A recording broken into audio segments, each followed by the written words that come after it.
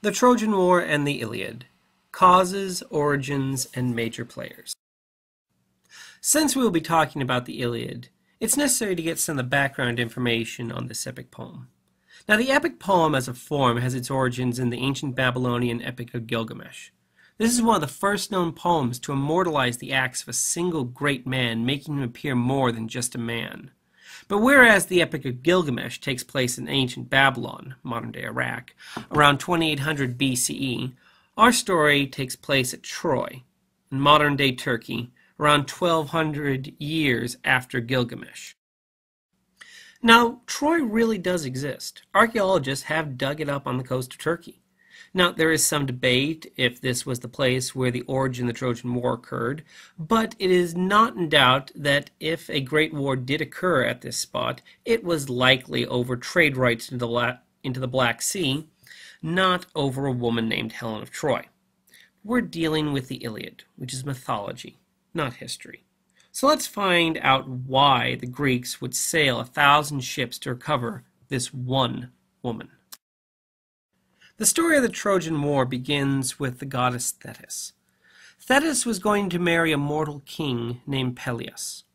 Why would a goddess marry a mere mortal? Well, prophecy had said that Thetis' first son would be greater than his father. Zeus, king of the gods of Olympus, worried that if any god had a child with Thetis, that child could be a great threat to his throne. So he organized her marriage to a human, thus ensuring that whatever offspring came from this union, it would not be a threat to him. So a great party was held, and all the great kings of ancient Greece and all the gods and goddesses of Olympus were invited.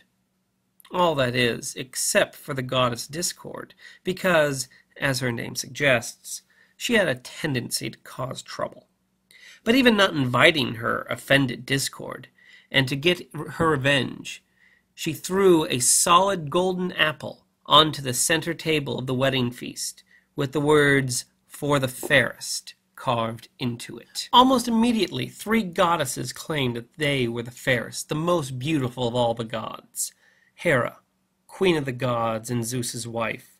Athena, goddess of wisdom and war, Zeus's favorite daughter. And Aphrodite, goddess of love and passion. All 3 demanded Zeus declare which of them was the most beautiful. Zeus, not being a complete idiot, did not want to get in between his wife and 2 daughters on this argument.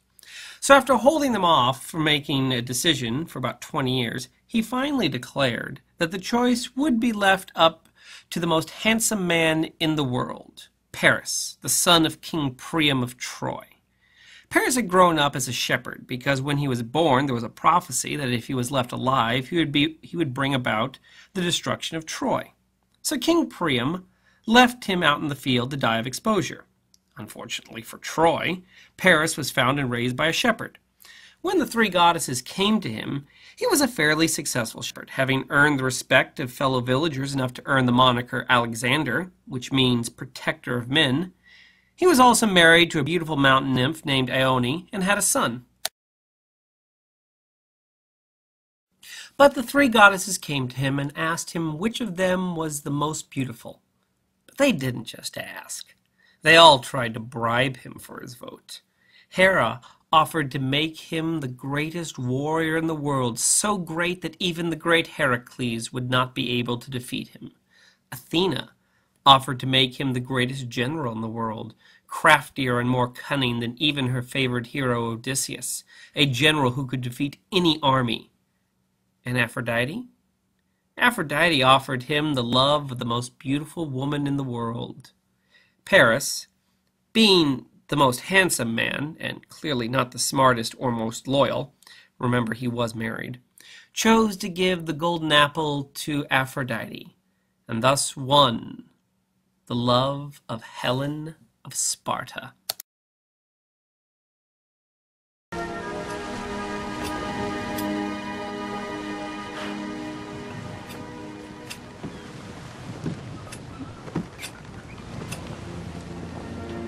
A beautiful morning. Poseidon has blessed our voyage. Sometimes the gods bless you in the morning and curse you in the afternoon.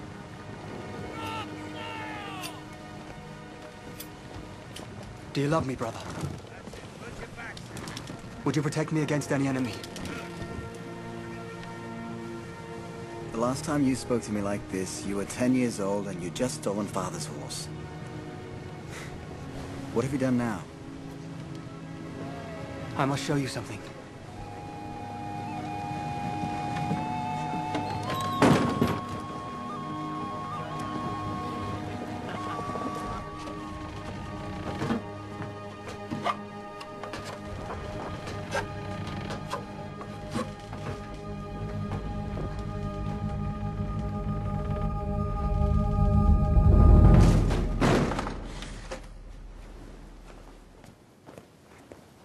Where is she? I swear by the father's gods, I will gut you here if you don't tell me! My king! She left with the Trojans. The fishermen here saw her board their ship. The Trojans. With the young prince, Paris, she... Get my ship ready. Turn us round. Back to Sparta. And sail! Wait, you fool. Listen to me. Do you know what you've done? Do you know how many years our father worked for peace? I love her. It's all a game to you, isn't it? You roam from town to town, betting merchants' wives and temple maids, and you think you know something about love. What about your father's love? You spat on him when you brought her on this ship. What about the love for your country? You'd let Troy burn for this woman? I won't let you start a war for her. May I speak? What you say is true. I've wronged you. I've wronged our father. If you want to take Helen back to Sparta, so be it. But I go with her. To Sparta, they'll kill you. Then I'll die fighting. Oh, and that sounds heroic to you, doesn't it? To die fighting. Tell me, little brother. Have you ever killed a man? No. Ever seen a man die in combat? No. I've killed men. And I've heard them dying. And I've watched them dying, and there's nothing glorious about it. Nothing poetic. You say you want to die for love, but you know nothing about dying, and you know nothing about love. All the same, I go with her. I won't ask you to fight my war. You already have. To Troy! Our ship! Set sail!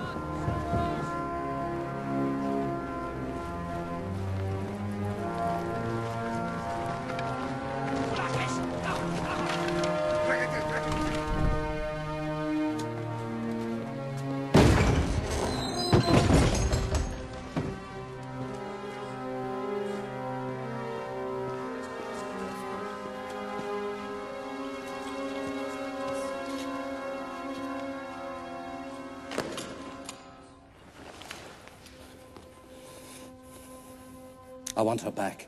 Well, of course you do. She's a beautiful woman. I want her back so I can kill her with my own two hands. I won't rest till I've burned Troy to the ground. I thought you wanted peace with Troy. I should have listened to you. Peace is for the women and the weak. Empires are forged by war. All my life I've stood by your side, fought your enemies. You're the elder, you reap the glory. This is the way of the world. But have I ever complained, brother? Have I ever asked you for anything? Never. You're a man of honor. Will you go to war with me, brother?